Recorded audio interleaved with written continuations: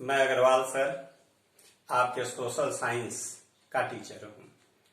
Social science में history और civics ये दो विषय मैं आपको पढ़ाऊंगा। तो चलिए आज हम लोग पढ़ाई शुरू करते हैं। इतिहास पहला चैप्टर फ्रांसीसी क्रांति। वैसे तो बेटा आपको 9th में भी आपने फ्रांस दिखलाया था वर्ल्ड मैप में, और आपको याद भी होगा। देखिए मेरे पास एक वर्ल्ड मैप है और ये यूरोप है, इधर एशिया है। तो यूरोप में बेटा यहां पर ये आप देख रहे हो फ्रांस है। इसी फ्रांस में 1789 में एक बहुत बड़ी घटना हुई थी जिसे फ्रांसीसी क्रांति कहते हैं।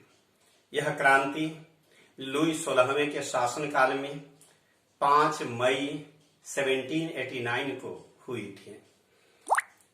यह जो क्रांति थी वह स्वतंत्रता, समानता और बंधुत्व जैसे महान आदर्शों पर, महान सिद्धांतों पर आधारित थी।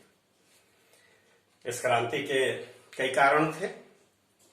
क्रांति ऐसी ही तो नहीं हो जाती, उसके पीछे कुछ कारण होते हैं, कुछ परिस्थितियां होती हैं। तो इसका पहला कारण था राजनीतिक कारण।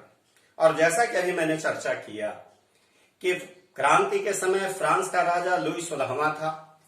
बहुत ही अयोग्य, अदूरदर्शी, निरंकुश और विलासी शासक था। सारा निर्णय शासन का उसकी पत्नी करती थी। कानूनों में बड़ी असमानता थी। शासन में भ्रष्टाचार का बोलबाला था। सभी राजकीय पद वंशानुगत होते थे। इस कारण फ्रांस की जनता बहुत नाराज थी। अगर हम आर्थिक कारणों पर चर्चा करें तो राजा अपने भोग विलास में और बहुत सारे युद्धों को लड़ने में राजकोष का पैसा पानी की तरह बहा दिया था, जिस कारण क्रांति के समय फ्रांस की आर्थिक दशा बहुत ही खराब थी। वह विदेशी कर्जों में डूबा हुआ था फ्रांस, और इस कर्जे की भरपाई के लिए जनता पर टैक्स लगाए पड़ा था। जनता का नाराज होना स्वाभाविक था। यदि हम इसके सामाजिक कारण पर चर्चा करें तो उस समय का फ्रांसीसी समाज 3 वर्गों में यानी कि 3 स्टेट में विभाजित था। प्रथम स्टेट में पादरी आते थे जो कैथोलिक चर्च के धर्माधिकारी होते थे। उनको राजा की ओर से बहुत सारे विशेषाधिकार दिए गए थे।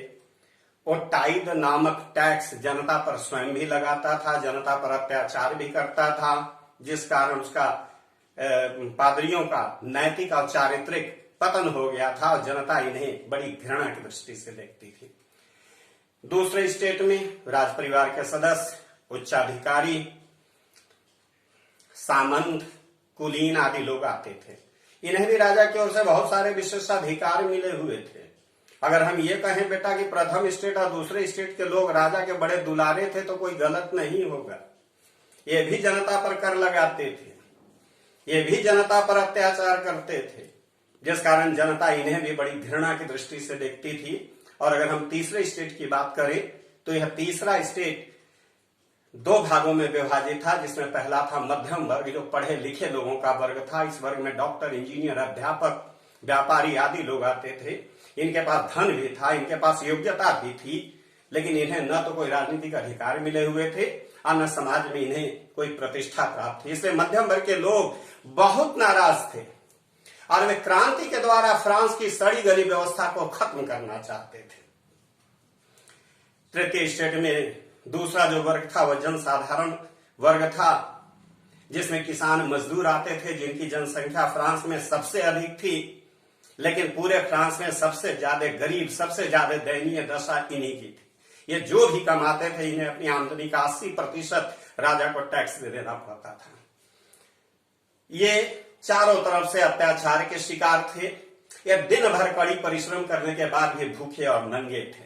यही कारण है कि फ्रांस में क्रांति होना अनिवार्य था। फ्रांसीसी क्रांति को कुछ दार्शनिकों ने भी बेटा प्रभावित किया, जैसे रूसो, वॉल्टेयर, मॉन्टेस्क्यू। रूसो तो बहुत महान दार्शनिक था।